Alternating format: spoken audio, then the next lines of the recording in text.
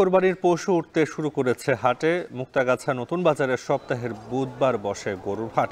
প্রতি হাটে কয়েক কোটি টাকার বেচাকেনা হয়। এ নিয়ে আরও জানাতে সরাসরি যুক্ত হচ্ছেন ইমতিয়াজ আহমেদ।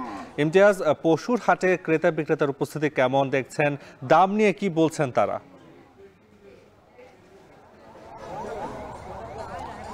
নাফিব, ময়মনসিংহের মুক্তাগাছা উপজেলার ঠিক আইমন নদীর পারে এই শতবর্ষী মুক্তাগাছা নতুন বাজার পশুর হাট, এবং এই হাটে আসার পর আমরা যেটা দেখতে পেরেছি শুধু কোরবানির ঈদকে কেন্দ্র করে নয়, সবসময় কিন্তু একেবারে ক্রেতা বিক্রেতায় কিন্তু ভরা থাকে এবং অনেক বৃহৎ বড় একটি হাট, প্রাচীন একটি হাট। এবং এই হাটের সবচেয়ে অন্যতম বৈশিষ্ট্য হলো এখানে দেশি কোরবানির পশুর একটা অভয়ারণ্য বলতে পারেন আপনি।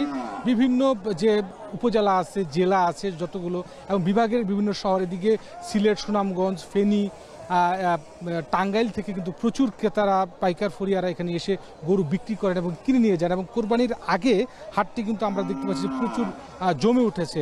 এবং আজকে যেটা আমরা দেখতে পেলাম, যেহেতু ক্রমবর্ধমান হারে গোখাদ্যের দাম বাড়ছে, সেহেতু দেশি গরুতে আমরা কিন্তু গত বছরের তুলনায় প্রত্যেকটি গরুতে কিন্তু বিভিন্ন গরুতে আমরা 15 থেকে 20,000 টাকা পর্যন্ত কম দাম দেখতে পাচ্ছি। এটি নিয়ে কিন্তু মিশ্র প্রতিক্রিয়াও রয়েছে ক্রেতা বিক্রেতার মাঝে। মূলত এই হাটটি মূলত পাইকার ফরিয়ার হাট, তারপরেও প্রচুর গৃহস্থরা এখানে গরু নিয়ে আসেন কোরবানির জন্য। এবং কোরবানির এই সময় প্রতি হাটে 7 থেকে 8 কোটি, 10 কোটি টাকা, 15 কোটি টাকা পর্যন্ত ছাড়িয়ে যায় হাট প্রতি বুধবারে হাটের বেচা বিক্রি। যেহেতু এবার হাটটি কিন্তু গত বছর আমরা দেখতে পেরেছি যে যারা ইজারা নিয়েছিল 45 লক্ষ টাকা, এবং মামলা সংক্রান্ত জটিলতার কারণে এবার কিন্তু মুক্তাগাছা পৌরসভা এটি খাস খতিয়ে এনে তারা এই হাটটি চালাচ্ছেন। এবং তারা যেটা বলছেন যে মাত্র 5টি হাট তারা করেছেন, সেখানে 32 লক্ষ টাকা তারা ইজারা পেয়েছেন। আজকে 6ষ্ঠতম হাট। সুতরাং ক্রেতা বিক্রেতারা যেটা বলছেন যে হাটের যদি ব্যবস্থা, পানি থেকে শুরু করে বা বিভিন্ন ব্যবস্থা যদি আরও ভালো থাকে, তাহলে ক্রেতার সমাগম আরও বাড়বে। এবং এখানে সর্বোচ্চ আমরা বিদেশি গরু দেখতে পেরেছি 4 থেকে 4.5 লাখ টাকা, এবং দেশি গরুর ক্ষেত্রে সর্বোচ্চ আমরা দাম দেখতে পেরেছি 1,50,000 থেকে 60,000 টাকা। এবং সাধারণ যারা ক্রেতা রয়েছেন বা বিক্রেতা রয়েছেন, অনেকেই কিন্তু এখানে কোরবানির পশুকে দেখতে এসে কিন্তু কিছু দেশি গরু আমরা দেখতে পেরেছি তারা কিনেও নিয়ে গেছেন।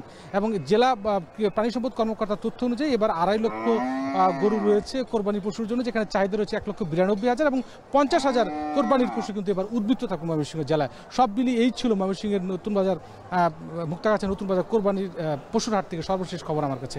নাফি, ময়মনসিংহের কোরবানির পশুর হাটের খবর জানাচ্ছিলেন ইমতিয়াজ আহমেদ। দেশের সবচেয়ে মজবুত